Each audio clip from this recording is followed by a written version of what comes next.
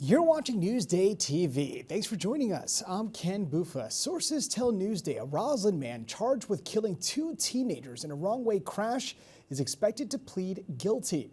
Sources say on Friday, 36-year-old Amandeep Singh will change his plea in exchange for roughly 8 to 25 years in prison. Prosecutors say he was driving drunk and high on North Broadway in Jericho back in 2023. Drew Hassenbein and Ethan Falkowitz, both 14-year-old tennis stars from Roslyn, were killed in the crash. And a former Valley Stream man has been charged in a deadly crash after 15 years on the run. Police arrested Qadri Yusuf at JFK Airport on Christmas Eve. Prosecutors say the 52-year-old was driving drunk when he lost control of his car and crashed into the woods. One of his two passengers died. Now, it happened on the Garden State Parkway back in 2009. And Nassau County has its first graduating class of special deputy sheriffs. More than 24 citizens have been sworn in. These individuals will be called in when an emergency is declared by the county executive. Some local lawmakers are calling this a militia. If County Executive Blakeman feels that our police department is not adequate at a time of an emergency, the National Guard is also not enough. The auxiliary police we have now are not enough, and he's absolutely intent on making his own department, which he can control and he can declare an emergency with. I don't think it's legal, and I think he's going to have some real challenges possibly because that's not the law that's on the books. In response to a request for a comment, Blakeman's spokesperson said, quote, "Can't, sorry." And customers in Hempstead's water district are about to see bigger bills. Sherry Einhorn looks at the price hike.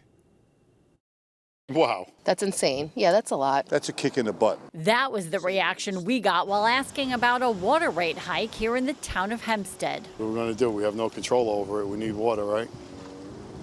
So. Frustrating?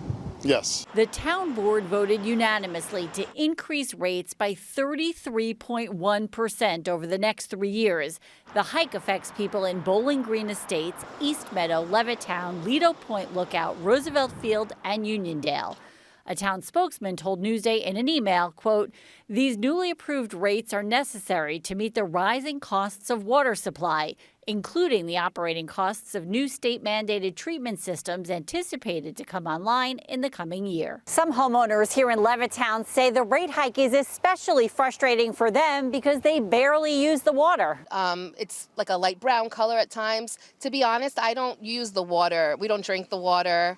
Just for showers, if that. We use bottled water for everything. So you're going to be paying an increase for water that you don't use, but you still pay for, right? Yes, correct. According to the town, the average water department customer will see an increase of 9 cents a day. And while that may not sound like a lot, this homeowner told us paying anything extra will still be a struggle. Not good, to say the least. I'm a retired teacher on a fixed income. My 94-year-old mother lives with me, and she's on a fixed income. I'm Sherry Einhorn for Newsday TV. Now, to read more about the rate hike, go to Newsday.com, click Get More, below the Newsday TV video box. And a Bayshore restaurant will be serving its last meal tonight. American Standard is closing after its New Year's Eve celebrations. The owners, who also own 3 other Bayshore restaurants, say they want to focus on other properties. The Dark Horse Tavern will open in its place, joining 3 existing locations in Massapequa, Rockville Center, and Farmingdale.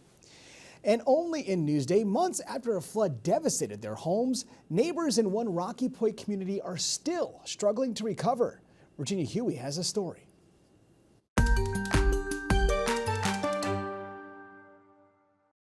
It's like a nightmare we still can't recover from. More than 4 months after a powerful storm caused catastrophic flooding and extensive damage on Hagerman Landing Road in Rocky Point. It's a little raw for me still, honestly. Karen Cinda is still reeling from the emotional and financial toll.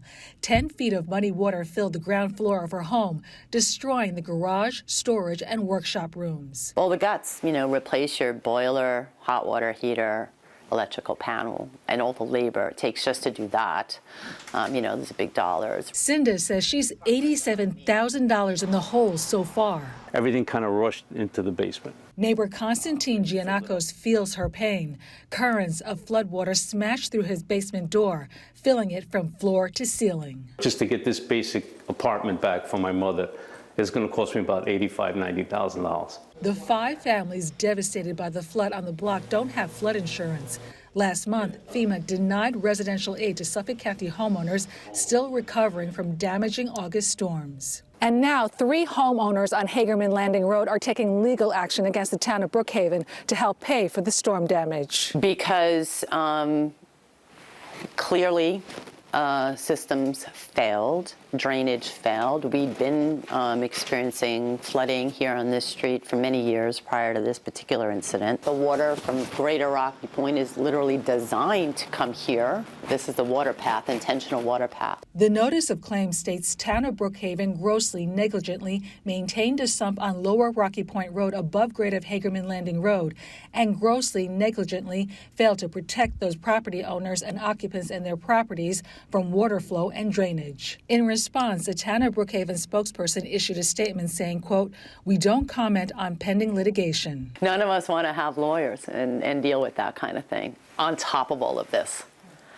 But I think we should be made whole. In Rocky Point, Virginia Huey, Newsday TV.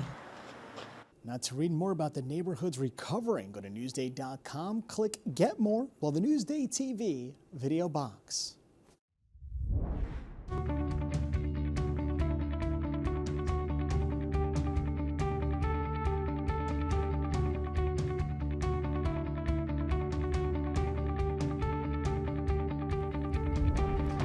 Listen to this. One of the longest serving Rockettes is a Long Islander. Elisa DiStefano went to work with her in a story you'll see only in Newsday.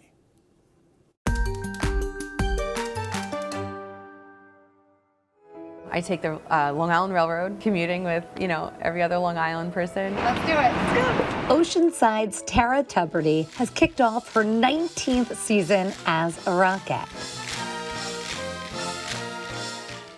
So we're about to enter our dressing room. So this is my station. This is where we get ready for our Christmas spectacular. You're home away from home. That's true, yes. The mom of 3 girls, Ava 7, and twins Devin and Bryn 5, starts her workday doing her own hair and makeup, a French twist. We'll see if I'm lucky enough to get it in my first try. And the iconic Rockette red lip.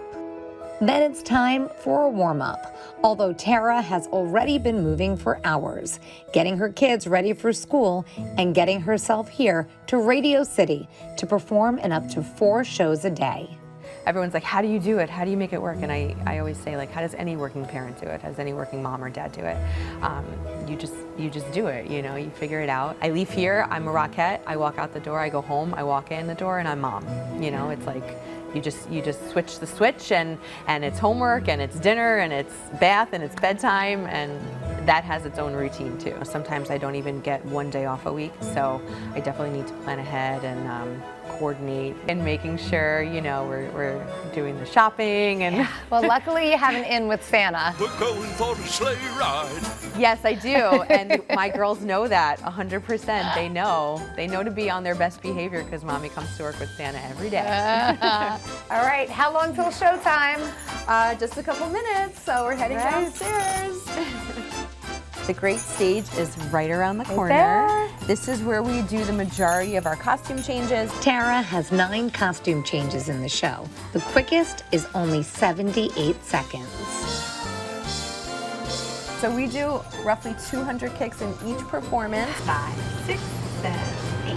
1, 2, 3, 4. That's 7. Yes, it's 200 in a show over 19 years. Yes. That's a lot of kicks. Elisa DiStefano, Newsday TV. That is one incredible woman. Now, to read more about Tara's story, go to Newsday.com, click Get More, well, the Newsday TV video box. Another gorgeous day outside, so let's take a look at your Long Island weather going into the new year. Tonight, it's going to be a little rainy, a little thundery with temps in the mid-40s, and tomorrow, those temps are nice and mild in the 50s, but we will have some wind and some clouds. But it will be a nice one if you want to go for a walk. Just make sure to bring your sweater or your coat. Now, 7-day forecast for the new year. You can see it's going to be windy Wednesday, Thursday. Temps will cool off going into the weekend, but we do stay dry until next week.